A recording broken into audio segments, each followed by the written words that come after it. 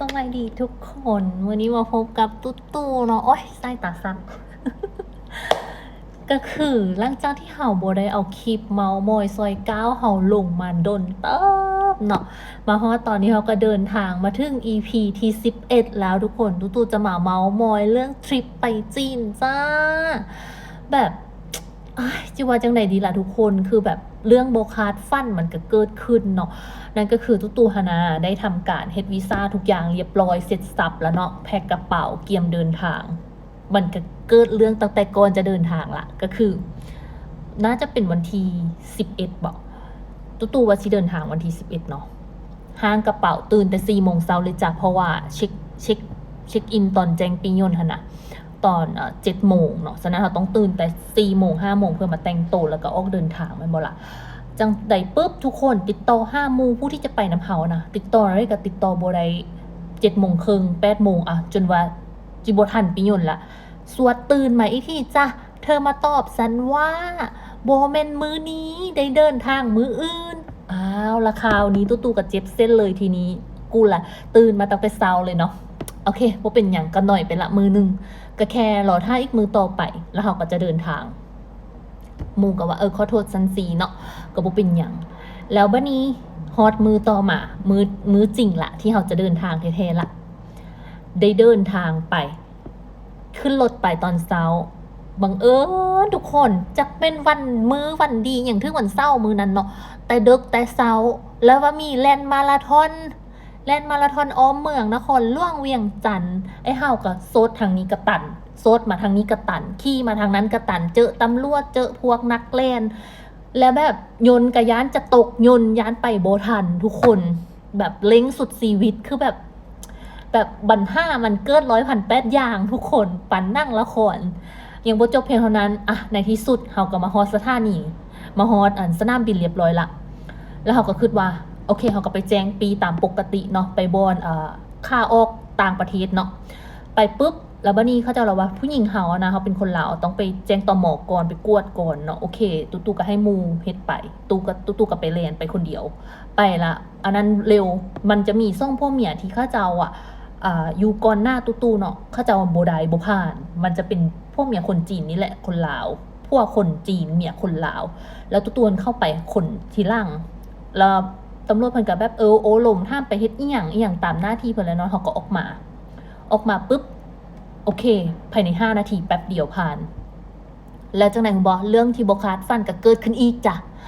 โอ้ยกว่ากูจะได้ขึ้นยนต์แล้วบัดนี้ไปละบนแจ้งปีพนักงานสายการบินเนาะเพิ่นก็บอกว่าต้องมีเงิน 5,000 หยวนเป็นเงินสดซึ่งข้าพเจ้าในตอนเช้า7 โมงเช้านั้นข้าพเจ้าก็บ่มีเงินเนาะบ่มีเงินสดบ่มีเงินเลยแหละแล้วบัดนี้เฮ็ดจังได๋ล่ะก็ค้นคว้ยจน5 นาที10 นาทีสุดท้ายละมันแบบยนต์สิไปปะเฮาแล้วหั่นนะก็เลยตกลงกันว่าซันบ่ไปยนต์แหละเฮายอมสละปียนต์แล้วไปขึ้นรถไฟอยู่ที่สถานีรถไฟเพื่อเดินทางไปบอแตนเพื่อไปบอแตนแล้วจะไปคุนหมิงจากทางนั้นเนาะโอเคก็แปลว่ามือนั้นก็เป็นมั่นไปแล้วซ่องมือแล้วนะทุกคนเป็นมั่นสภาพก็อย่างที่เห็นอยู่ในวิดีโอเลยทุกคนนี่จังหวะนี้ตู่ก็เลยมาขึ้นรถเนาะจากรถไฟที่อยู่ข้างๆเนี่ยขึ้นมาแล้วบัดนี้ประเด็นคือไปจองปีรถไฟแล้วเฮาก็เลยแบบว่าก่อนที่จะไปฮอดรถไฟนั้นน่ะเขาก็เลยตกลงกันว่าเขาต้องไปถามก่อนว่ารถไฟเขาจะเสียเอกสารอีหยังบ่ที่เขาจะเดินทางไปจีนนะเพื่อบ่ให้มันเสียเวลากลับมาหลายเทื่อก็ต้องว่าเด้ตั้งแต่ตู่เดินทางไปต่างประเทศมาก็หลายประเทศเด้แต่ก็บ่เคยที่แบบมันจะธุระกันดารหรือลำบากอีหยังขนาดนี้แบบว่ารู้สึกว่ามันยุ่งยากเหลือเกินนะทั้งที่ตู่ก็ไปหลายประเทศแล้วก็แล้วมาฮอบนี้เนาะอาจจะเป็นครั้งแรกที่จูได้แลนเอกสารเองด้วยวีซ่ามันแลนเองเขาก็บ่ฮู้ข้อมูลเนาะที่ผ่านมาเขาก็จะให้บริษัททัวร์บริษัทที่เขาไปเฮ็ดเวียกนำเขาจะเป็นคนจัดการให้เขาเนาะเขาก็มีแต่หน้าที่แพ็คกระเป๋าแล้วไปเลยไงแต่คราวนี้เขาต้องได้แลนเองทั้งหมดแล้วบัดนี้ไปฮอดรถไฟแล้วเจ้าหน้าที่เพิ่นก็บอกว่าบ่ได้เอาหยังก็มีแต่ซื้อปีขึ้นไปแล้วก็ถ้าไปตรวจตม.ถ้าตม.อยู่หั่นผ่านแล้วก็คือว่าผ่านเนาะก็แปลว่าโอเคแล้วเขาก็เลยว่าตกลงซื้อปีแล้วเผอิญว่าปีที่เฮาจะไปบอเตนน่ะหมดทุกคนโอ้ my god ปีที่จะไปบอเตนน่ะหมดแล้วให้จังไหนบ้านี้ก็เลยให้ข้าเจ้านะไป พนักงานว่าผู้ที่แบบติดต่อให้เฮาไปนะให้เขาจะไปซื้อจองปีให้ที่พนักงานบริเวณเท่านั้นไปจองปีให้แล้วเขาจะว่าไปโบไปฮอดวังเวียงแล้วโตจักไส้วังเวียงไปโบตินประมาณว่าคล้ายๆเหมือนกาฝากอะทุกคนเหมือนกาฝากแบบมึงติดสร้อยห้อยกลเข้าไปเด้อแล้วค่อยจ่ายเงินเพิ่มเอาตามลั่งเอียงประมาณนี้แล้วด้วยความเฮาบ่อยากจะเสียเวลาแล้วพอเฮาเสียเวลาไปแล้ว2 มื้อตู้ก็เลยตกลงว่าโอเคงั้นเฮาจะไปแบบนั้นก็ได้แต่ตู้ก็บ่เคยไงทุกคนบ่เคยที่แบบว่ามันต้องต่อเที่ยวยังไงล่ะแล้วเราต้องจ่ายเงินยังไงเพราะเราก็มีแต่ซื้อแต่ต้นทางแล้วก็ไปปลายทางแล้วก็จบเลยเนาะแต่นี่คือประสบการณ์ครั้งแรกที่คงจะบ่มีวันลืมเลยฉันไม่เคยตกยนต์ฉันก็ต้องมาตกไม่เคยตกรถไฟก็ต้องเริ่มมาตกรถไฟที่แบบว่าจังนี่แล้วติดสอยห้อยกลเขาจะเอาไปอีกทีแล้วจ่ายเงินอยู่กลางทางแล้วเพื่อให้ได้ไปต่ออยู่โบตินเขาก็เลยแบบโอเคงั้นเอาจังซันก็เอาจังซันว่าเพราะว่าห้องโบอยากจะเสียเวลาไปไล่กว่านี้แล้วเพราะห้องก็เฮ็ดใบลาพักนั่นนู่นนี่เนาะเพื่อทำการเดินทางเนาะแล้วมันก็เสียเวลามื้อนั้นเป็นมื้อที่3แล้วหลังจากนั้นตู้ก็ขึ้นรถไฟไปตามคลิปที่ตู้ทายเลยจ้ะก็นั่งรถไฟไปชมวิวไปก็เริ่มโอเคมันก็น่าจะดีแหละก็หวังว่ามันจะโอเคน่าจะบ่มีปัญหาหยังหลายนะแล้วบัดนี้จังได๋ล่ะทุกคนฉันก็บ่คิดเนาะอันที่ว่าโตรถไฟเขาก็เข้าใจว่าสิมีตังค์ให้เฮานางบ่ไม่ถึงว่ามึงอ่ะไม่มีที่นั่งมึงต้องยืนและตู้ยืนแนวนั้นอ่ะประมาณเกือบ2 ชั่วโมง แบบโอ้ my god ฉันต้องยืนอย่างเงี้ย2 ชั่วโมงอะมึงก็เริ่มรีแล้วในจังหวะนี้เริ่มรีอยู่ข้างอ่างล้างหน้าละล้างถ้วยละบนเก็บสัมภาระละแบบเต็มเลยทุกคนตามคลิปวิดีโอที่ตู้ถ่ายเลยแบบอย่างงงอะอย่างงงมากอะแล้วบ้านนั้นมาแล้วก็โอเคยืนจนเจ็บแข้งเจ็บแอวในที่สุด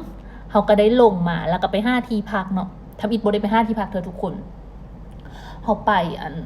เขาตรงไปที่ด้านเลยเพื่อว่าอยากให้มันข้ามไปที่ด้านเลยแล้วเรื่องบ่คาดคิดก็เกิดขึ้นอีกแหละ รู้สึกว่า EP นี้ยาวมากเลยทุกคนเกิดขึ้นอีกแล้วก็คือไปฮอดด้านโบเต็นแล้วเพิ่นก็บอกว่าเฮาต้องมีใบค้ำประกันได้ใบค้ำประกันจากคนจีนที่อยู่ทางนั้นให้เขาเจ้ามาค้ำเอาเฮาแล้วก็จะต้องมีใบข้ออนุญาตจากผู้ปกครองซึ่งซันก็อายุ30แล้วแกสิให้ซันไปเอาอนุญาตผู้ปกครองมาแต่ที่ใดแต่ว่าเพิ่นสิเอาเฮายักไปเฮาก็ให้แม่อยู่โรงพยาบาลแลนให้เนาะก็ได้ใบมาแต่เผอิญว่าอันพูดจะค้ำประกันเอาเขาไปอ่ะมันต้องใช้เวลาค้ำประกันตั้งว่า1 อาทิตย์ซึ่งฉันจะไปตอนนี้แล้วทุกคนเขาก็เลยว่าลองมา5 ทางอื่นก่อนแต่ก่อนจะไป5 ทางอื่นงั้นมื้อนี้เฮาเมื่อยเมื่อเนาะเฮากลับมาพักก่อนกลับมาพักเฮากลับมาพักอยู่ที่โรงแรมเนาะแบบโรงแรมก็เป็นที่ผ่อนคลายจิตใจเนาะเพราะมันก็ลู่ล่างามแล้วก็เหมาะแก่การพักผ่อนอย่างมากเลยก็แขนมาหน่อยนึงก็มาพักผ่อนแล้วก็แบบที่สำคัญคือโรงแรมลู่ล่าแต่บ่แพงเลยมีแต่ค่าห้องประมาณ300,000นี่แหละแต่แบบโคตรงามโคตรลู่เลยแล้วก็อยู่โบเต็นเนาะโบเต็นนี่ก็ถือว่าเป็นฮอปที่2นะที่ตู้มาฮอปที่2ที่ตู้มาแบบมันเจริญมากๆเลยแล้วก็แบบว่างามถ้าไพ่ยังบ่ได้ไปลิ้นก็ลองมาลิ้นเบิ่งเนาะแล้วจังนั้นเนาะตู้ก็แบบพักผ่อนแล้วก็เกี่ยมคึดเริ่มค้นคว้ยแล้วว่ามื้ออื่นนี่เขาจะเดินทางจังไหนเขาจะมีแผนจังไหนและเอกสารเขาก็ต้องมีหยังแน่เนาะแล้วนี่ก็ห้องพักที่ตู้มาพักเนาะมันก็จะเป็นตามฮูปเลยทุกคนก็จะมีบอนเก็บเครื่องมีตึกต่างๆเยอะแยะห้องน้ำก็สะอาดสะอ้างเนาะตึกใหญ่เลยทีเดียวพอหลังจากนั้นตู้ก็พักผ่อนแล้วก็เกี่ยมว่าเขาจะได้เดินทางไปได้บ่หรือจังไดเนาะและตู้ก็เลยว่าพอฮอตจังหวะข้องตอนแหลงนะตู้ก็เลยมาพากันไปกินข้าวไปย่างลิ้นแล้วก็ซื้อเครื่องยูมินิมาร์ทตามฮูปเลยก็แบบสวยงามมากเนาะฮักยูนี่ก็ต้องได้ระวังเนื้อระวังตัวได้เพราะว่ามันได้ยินว่าแบบนักเลงล่าอ่ะทุกคนตู้ก็มานั่งท่าในระหว่างที่เจ้าติดต่อว่าเขาต้องใส่เอกสารอีหยังแน่เฮ็ดอีหยังแน่อีหยังประมาณนี้แล้วก็คือว่าแหละมามินิมาร์ทเนาะก็มาซื้อเครื่องใส่สร้อยที่แบบเครื่องมันยังบ่ครบนะเขาก็มาซื้อแล้วก็ไปกินข้าวมื้อนั้นก็ถือว่าโอเคแฮปปี้จบไป1 วันก็ถ้าเบิ่งทุกคนถ้าติดตามตอนต่อไปนะว่าตู้จะฮอตประเทศจีนลืมไหม จะฮอตประเทศจีนไหม ตาม EP ต่อไปนะทุกคน เจอกันใน EP 12 บ๊ายบาย